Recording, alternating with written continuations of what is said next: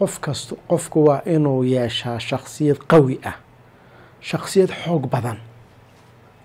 waa inaan qofku noqon qof daciifa oo liita. haddaba waxaa jira waxyaalo lagu garto qofkaasi inuu qof daciif yahay, qof shakhsiyadiisu ay hooseyso. waxyaalo lagu gartaa jira. waxaa ka ah qofku inuu aqbali waayo naftiisa, aqbali waayo qofku daatadiisa iyo shakhsiyadiisa iyo muuqaalkiisa iyo qaabku u eeg yahay inuu aqbali waayo uu ku qanci waayo. waxay tilmaamaysaa qofkaasi qof liito oo daciifo, shakhsiyadiisu ay daciif tahay ayay tilmaamaysaa. maanta daawada waa cudurada ugu waaweyn ee caalamka dad badan oo ka mida ay ka cabanayaan inay ku qanci la-yihiin muuqaalkooda, qaabka u eeg yihiin. taasi waxay ku keentay qofkii warwar bay ku keentay iyo walaac joogto ah bay ku keentay, bal qaarkood xanuun bay ku keentay, bal qaarkood waxay sameeyeen intixaar iyo isdil bay sameeyeen, iyaday sabab u noqotay inay ku qanci waayaan muuqaalka ay leeyihiin ee ilaahay u abuuray. dawada caalamka maanta researchada waxay tilmaamayaan 6 ganacsi ee caalamka ugu waaweyn waxaa ku jira alaabaha la isku qurxiyo, dawooyinka la isku qurxiyo, alaabaha la isku qurxiyo. waxay ku jiraan 6 alaabood ama tijaaro ee caalamka ugu waaweyn. 6 ganacsi caalamka ugu waaweyn ayaa waxaa ku jira alaabaha la kala iibsado tilmaamaya sida la isu qurxinayo. nin caano oo runtii la yidhaahdo magaciisa Maxwell Maltz oo dhakhtar ah ayaa wuxuu qoray buug la yidhaahdo ataxakum nafsi. buugga qoray wuxuu ka sheekeynayaa cilmi nafsiga. ninkana dhakhtarkii iyo takhasuskiisu waa dhakhtarnimo, weliba wuxuu ahaa dadka isqurxinaya ama dumarka isqurxinaya, wuxuu ahaa dadka runtii isqurxinta u sameeya. wuxuu ku takhasusay dhakhtarnimo, kumuu takhasusin cilmi nafsi, kumuu takhasusin. buugga markuu qoray ayaa waxaa la weydiiyey, adiga oo dhakhtar caadiya ah oo marka horeba ka shaqeynayay qalliinka dadka isqurxinaya iyo sida loo qurxiyo, maxaa keenay inaad qorto buug ku saabsan cilmi nafsiga? maxaa keenay? wuxuu yidhi markii aan baadhay dadkanii imanayay, dumar iyo ragba markaan baadhay aan eegay ayaa waxaan ogaaday dadkani kama cabanayaan muuqaal ay leeyihiin, bale waxay ka cabanayaan nafsiyaadkooda ayaa wax ka siiyihin. nafsiyaadkooda nafsi ahaan ayaa dadkan wax ka siiyihin, laakiin si jir ahaan iyo muuqaal ahaan dadkan waxba kama sii aha. qaar badan oo kamid waaba qurux badan yihiin,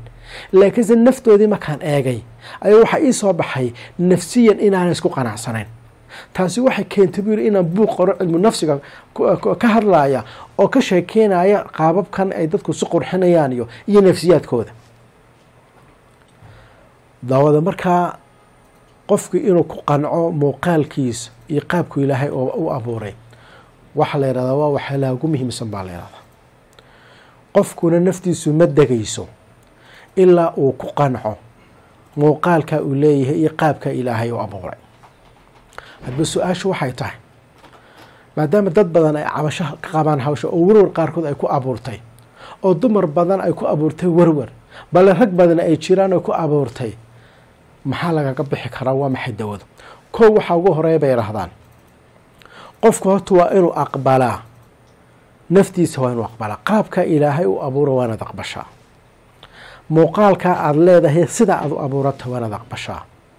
waxaan quruxda la yidhahdaa waxaa la yidhi waa wax isbabedela, wax joogtaaba maahaba. taariikhda marka laga sheekeynayo, carabtii hore marka laga waramayo, waxaa la yidhahdaa carabtii hore qofka runtii la rabo in la sharfay ama qofka sharafta badan ee shariifka la yidhaahdo wuxuu ahaa qof lahaa bidaar lahaa buu ahaa. bidaartu waxay tilmaami jirtay sharaf bay tilmaami jirtay, oo qofka shariifkaaba bidaarta yeelan jiray oo dadka ay dhegeysan jireen. bale sheekh al-Asfahani waxa uu tilmaamayaa, waxa uu leeyahay qofku si uu u noqdo qof shariif ah haddii aanu bidaar lahayn wuxuu isku dayi jirayba inuu timihiisa wax ka jaraba. marka carabtii hore markaad eegto bidaarta qurux baabay ahayd. bale hindida haddaad maanta dhaqankooda u gasho, hindida markaad dhaqankoodii haddaad eegto, ninka ragga keebuu ahaan jiray? ninka ragga wuxuu ahaan jiray ka caloosha weyn. maantana caloosheena waaba cayba. ninka ragga ayaa waxa lagu yaqaanay hindida dhexdeeda wuxuu ahaa ninka caloosha weyn calooshiisa halkaa kasoo xoqo ayaabaa nin khatar oo laga baqdaba bale Afrika qaar ka mid ah waddanada qaar ka mid ah sanku inuu weynaado quruxda ka mid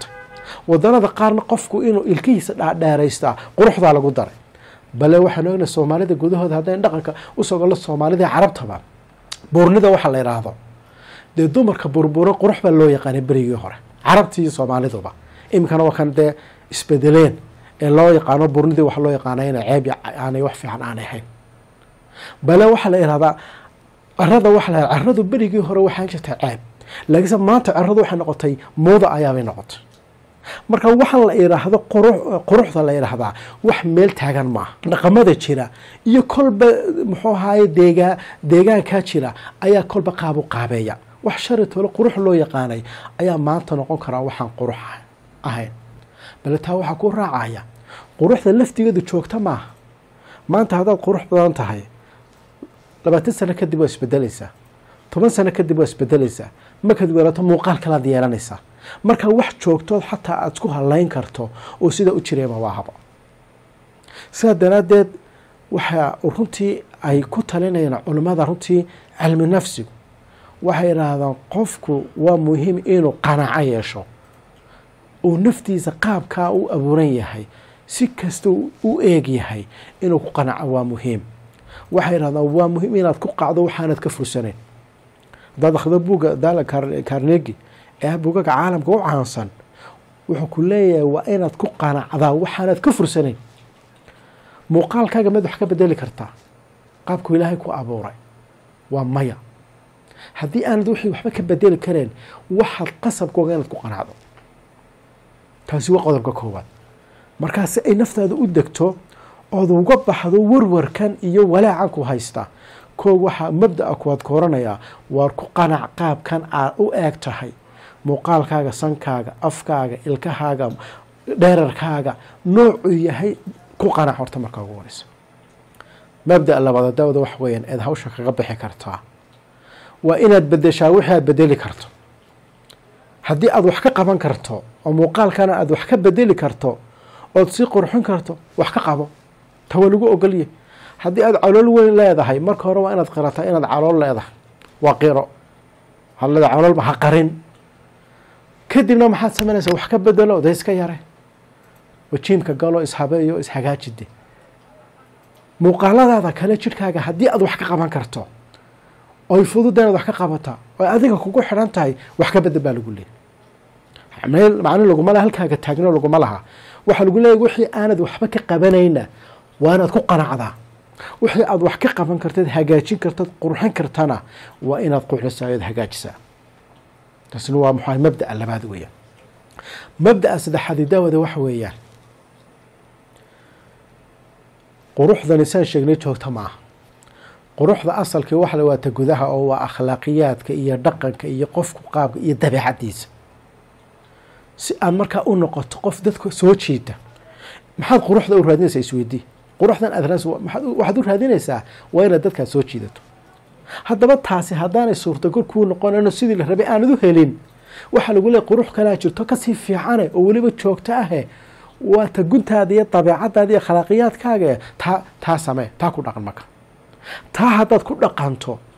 oo dabeecad wanaagsan iyo dhaqan wanaagsan aad yeelato ummaddu way ku jeclaanaysaa ciddii aad rabtay ku jeclaanaysaa waana ta joogtada ah bal waxa la yiraahdaa dadka inta badan muuqaalkoodu wax ka yarisiyihiin meelo naafaka ah ama meelo sidii la rabay aan sidii ahayd aan ahayn waxa la yiraahdaa dadkaasi inta badan waa dadka wax noqda weeyaan Dale Carnegie baaritaan buu ku sameeyay dadka caalamka soo maray ee wax qabadka la yaab kale iyo taariikhda ka tagay buugiisa wuxuu ku tilmaamayaa buuga la yiraahdo sida u joojinaysa warwarka wuxuu ku tilmaamayaa wuxuu ku leeyahay waxaan ogaaday nin kasta oo wax noqday sabab inay u ahayd caahayar ama in yar oo meel ku lahaa in yar oo meel ku lahaa noocay doonto ha noqotee intaasa waxay u horseeday inuu horumar sameeyo siduu isu lahaa intaadan dee dadka wax ka bedelo yaan la arkin ayaa waxay u horseeday horumar kaloonu filanaynba oo la yaab leh bale taariikhdu waxay dhigaysaa dadkii soo maray haddaad akhrida maanta caalamka يعني فيزيكس عالمك يا هيستي إمك مدونك ودن بي ستيفن سو معها عالمك فيزيهانك دوان ناف وانيكها باشا لغو ذن كرين توماس أديسون محوها دي اللامباد ما كلاكشن يسوقوا مو سامحين دينين أن وحاد وحو مقلن شرين بوها مقلكيس زيرو بوتاغنا oo sababtii looga saaray iskuulka ba ay ahayd ba hadaad u soo gudubto Socrates ninkii falsafada ba keenay de wax lagu leeyahay waxaan in aad u faaxo bal hadaad u soo gudubto muxuu culimadii carabta waaweyned Ataa bin Rabah xaramka ninkii muftigiisa ahaa de muuqaalkiisu ma ahan muuqaal muxuu in wax ku tilmaamaan muuqaaladan de markaan afkeena ku hadlano foosho xun lagu tilmaamo ayuha bal hadaad gabayada adaad eegto Abu Atayraga ugu khatarsanaa de wuxuu hanan islaam wuxuu aan qurux lahayn booha bal hadaad eegto Ahnaf ninkii la yiri ninkii Carbeed ee la yiri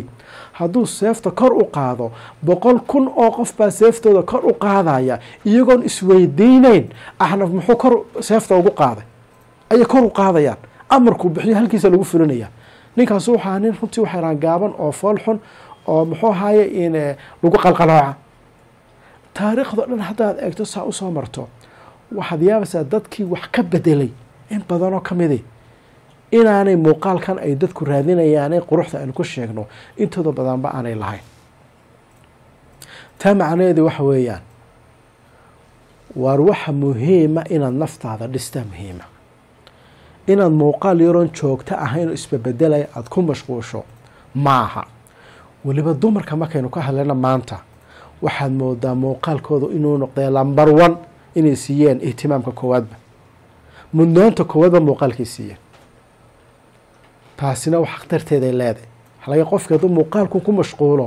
oo isarado qofkan aad rabto aad raadinaysaa muuqaalkan buu rabaa dabad galaysa bal waxa xaqiiqo inuu maanta soo baxaya gabadha marka intaan la guursana waa muuqaal marka la guursana waa muuqaal kale intaan la guursan way iscadeynaysaa waxay iska dhigaysaa khatar bay iska dhigaysaa rag qaarna waa la mid maalintii guursatana de ninkii guursaday wuxuu ku arkayaa muuqaalkeedii rasmiga ah buu arkayaa taasi maxay keentay in la kala tago guurar badan oo fashilmay qayb ka noqoto marka qofka muuqaalkiisa saxda waa inuu ku noolaada haddii kale warwar ka bixi maayo haddii kale qarin buu ku jiraya mushkiladuna waa qarinta qofku hadduu isla qari muuqaalkaaga meeshaad inta ku leedahay dadka ka qaray hadduu isiraahdo markaas warwarku bilaamaya intaad waxba ha qarin hadday da'daadu weyn tahay oo da'weyn aad gaadhay da'weyn maxaad ka qarinaysaa waa xaqiiqo weyn aad weynaatay oo qofkii ku raada waad weynaataa dad ka carooto de maalinka carad ku noolaanayso marka xaqiiqada naftada lama qariyo taasi waa qodob mabaadida kale wax lagu bedeli karo waxa kamid ah waxaad ogaataa inaad adigu qof gaar ah noocyad gaar ah tahay cidna ha ku dayan mushkiladda ugu weyn waa muqaaranada wax la qof kale isku dhereerinaya inantiba inan kale saaxiibayn isku dhereerinaysa heblaha saas oo agtaan ana soo kisiyo ninka wuxuu isku dheeranay nin kale caana ay isku dheerinaya hebel saas uu yahay saas uu xirtaa qaabkaas waxa muqaaranada la iraahdo wax qofka dilaba muqaarano waxa laga ogolay inaad qofka muxuu ahay aad isku dheerariso markay aqoon tahay iyo cibaado iyo diinta markay tahay inaad tira hebel waa saas uu cibaadeysta ana hebelka aan gaaro qaabkiisa aan cibaadeysto laakiin maadiga baa wixii maadiya muqaarano lama sameeyo walaac bad ku noolaanaysa maalin kasta dad muuqaalka inta muraad isku eegto ad heblaaya kalun isku dheerariso walaac ka bixmaysid marka jooji muqaaranada adigu qof gaar noocyad gaar qaab gaar lagu abuuro cid kasta wad ka duwanta taawanad ogaata qodobada muhiimka mabaadida muhiimka asalka waxa kamid ah ilaahay nicamku ku siiyo balkoobo is eeg hadaad meel yar ka cabanayso muuqaalkaaga meel yar baa laga inay wax ka yara siyihiin intaasoo hadaad aragto oo aad arki weydo ilaahay abuurku ku siiyey oo dhammaystir arki weydo dee walaac baad ku noolaanaysaa laakiinse waxa lagu leeyahay bal adigu tiri nicamku ilaahay ku siiyey hadduu ilaahay ishan uu wax ka yara saaray oo sidii la rabay aana u yara eekayn dee bal waxaa isweydiisaa haddii indhaa la-aan aad noqon lahayd ka waran danba labadu hadday ku halayn ka waran bal lugu la-aan haddaad haleyd ka waran bal gacma la-aan ka war haddaad haleyd nicamka ilaahay tiri markaas waxaad ogaanaysaa inteera inteed leedahay waxaan baynaanahay meel weyna inaana jirin marka waxa laga mabaadida ka mid tahay inaad nicamka ilaahay aad koobto oo tiriso markastoo arrimahaasi ay ku soo dhex galaan wayna taa aad isku dayda taasi waxay keensanaysaa markaa inaad runtii noloshaada ay degto waxaa ka mid a mabaadida runtii hawsha dee loo isticmaalo lagaga badbaado waxbaha ka soo qaadmay waxyaalaha liita ee aada maqlayso dadka inta badan waxaa kala kiciya qofkii dumar aheed oo iska labisan oo iska faraxsan ayaa midbaa soo agmaraysa ama saaxiibadeed markaasa waxay ku oranaysaa oo maanta dee way kaa yara xun tahay oo dee aada uma nuuraysido waa sidan halkan wax kaa yara siiyo kelmadii yare gabadhaasi ku tiri ama ninkaasi ku yiri ayaa qofkii dumarka aad weleed kusoo noqonaysa maskaxdeeda tiibay ka warwaraysa maxay sidaa kuu tiri muuqaalkaagu malaha ma fiicna malaha sidaa matid malakan matid warur bay gelaysa arrimahaas waxaa loo yaqaanaa waa wax liita tawaaf yani waa wax liita waxaa taafihay liita waxbaa ka soo qaaday hadal kasta oo lagu iraado haddaad wax ka soo qaado nolosha daw ciriiriba kugu noqonaysa marka hadallada noocaaseed maqlayso asxaabtaada ka maqlayso dadka kale ka maqlayso waxbaa ka soo qaaday wax alla waxay kaa bedelayana ma jirto maskaxdaada lama siiyaba waa laga sii daayaa maxaa arrintaasoo kale lagu noolaadaa tajaahul wax waa la iska ignore garay wax alla wixii noocaasaad aragtay ee wax kaa sheega muuqaalkaaga waa la ignore garaya qaabkaasaa lagu wada marka mabaadidaasina waa kuwa runtii ugu muhiimsan qofku noloshiisa si ay u degto waa qodobada muhiimka daawada waxa haddaba aynu kusoo koobayna hadalkeenan maanta waxaa la yidhaahdaa qofku inuu aqbalo naftiisa waa inuu aqbalaa muuqaalkiisa waa inuu aqbalaa haddii muuqaalkiisa guud waa inuu aqbalaa hadduu dheer yahay hadduu gaaban yahay hadduu cas yahay hadduu madow yahay reerkiisa waa inuu aqbalaa qabiilku kasoo jeedo waa inuu aqbalaa jinsiyadiisa waa inuu aqbalaa waad arkaysaa dibadaha haddaad tagto nin soomaaliya jinsiyad kale iska sheeganaya isagoo runtii ka maxaa xaqiraya jinsiyaddii soomaalinimada maxay tilmaamaysaa qofkaas waa qof daciifa qof hooseeye weeyaan jinsiyadaada ay halkaad ka soo jeedo waanaad sheegtaa cidna aanaad uga baqan marka waxa lagu leeyahay wax kasta aqbal jinsiyadaada naftaada muuqaalkaaga waxba ha qarin ku kalsoono sidaasuu ilaahay ii abuuray soo maaha miya wax ka bedeli karaa waa maya jinsiyadaada ma bedeli kartid yacni halkaad ka soo jeedo soomaalinimada qabiilkaaga ma bedeli kartid muuqaalkaaga ma bedeli kartid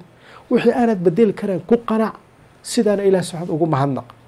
kadibna sidii wixii aad bedeli kartana dee wax lagu leeyahay isdhigayna wixii aad bedeli karto ka shaqee oo bedel oo sida wanaagsan u bedel